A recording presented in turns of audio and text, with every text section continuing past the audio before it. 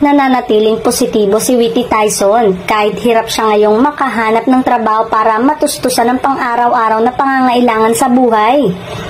Ayon sa komedyan, hindi na nasundan ang trabaho niya pagkatapos ng FPJ ang probinsyano ni Coco Martin noong August 2022. Sabi ni Whitney, mula nung natapos yung ang probinsyano hanggang ngayon, wala pa rin akong job, walang work. Lumapit siya muli kay Coco at nagparamdam. Nanawagan siya at sa wakas ay masayang ibinalita nito ang nalalapit na pagpasok niya sa Batang Quiapo.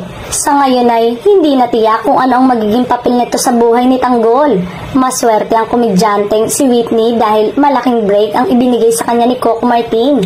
Hindi lang yan, hindi basta-basta ang role na gagampanan nito sa Batang Quiapo. Hindi lang para magpatawa ang role niya kundi may malaking misyon.